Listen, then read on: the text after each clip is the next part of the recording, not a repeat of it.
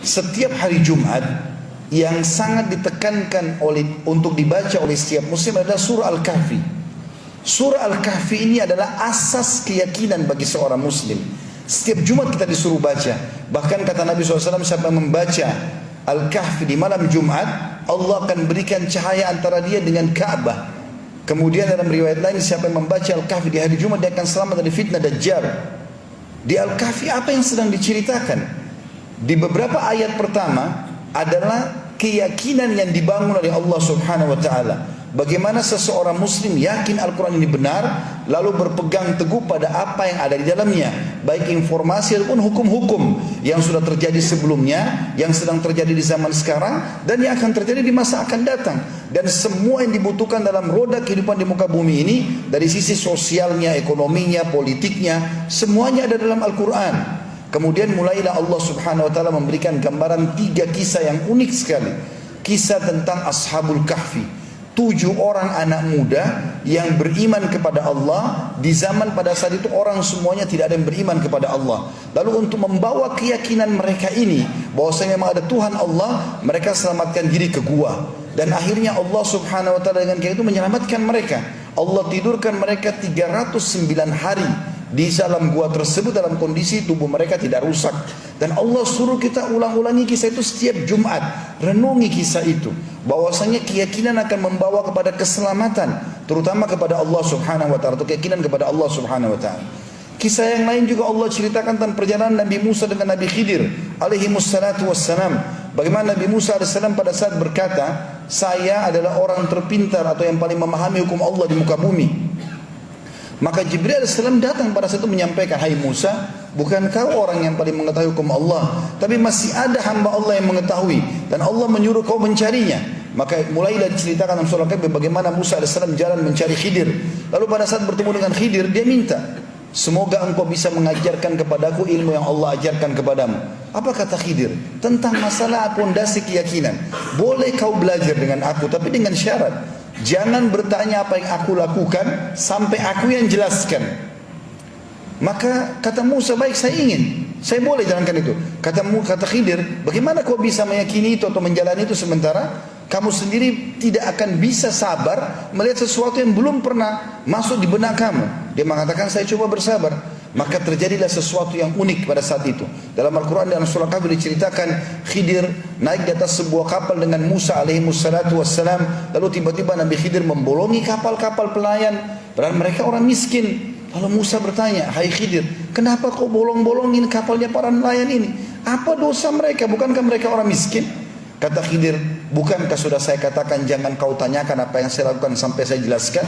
Maka kata Musa, baiklah, saya minta maaf. Lalu berjalan lagi sebentar, beberapa langkah, turun di sebuah lembah atau di sebuah kota atau sebuah desa. Tiba-tiba Nabi Khidir menangkap seorang anak kecil lalu membunuhnya. Maka Musa AS bertanya lagi, bagaimana bisa kau bunuh seorang anak kecil yang belum berdosa, belum balik?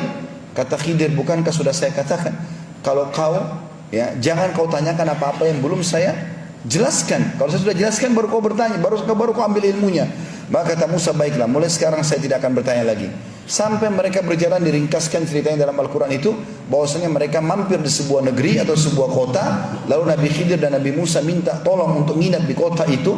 Di zaman dulu sebuah kota dibuatin sebuah benteng yang besar, ada pintu gerbang, mereka tidak bisa keluar dan masuk kecuali dengan izin pemilik benteng tersebut. Maka pada saat itu pun mereka menolak karena Musa dan Khidir dianggap orang asing di situ. Mereka tidak mau kedua orang ini nginap di situ. Maka yang terjadi, Khidir pun pada saat mau keluar melihat ada tembok mau rubuh, oleh Nabi Khidir disentuh tembok tersebut, tiba-tiba jadi bagus kembali. Nabi Musa AS cuma kasih masukan saja. Lalu berkata, wahai Khidir, kalau kau mau, cukuplah perbaikan tembok ini, kita minta sebagai balasan jasa supaya kita diizinkan nginap di tempat ini. Kata Khidir AS, saya sudah katakan, hai Musa, sekarang saatnya kita berpisah. Saya sudah bilang jangan menjelaskan apapun atau bertanya sebelum saya jelaskan. Maka kata Khidir, maka sekarang saya akan jelaskan kepadamu kenapa saya lakukan ketiga perbuatan tersebut yang membuat kau tadi kaget itu.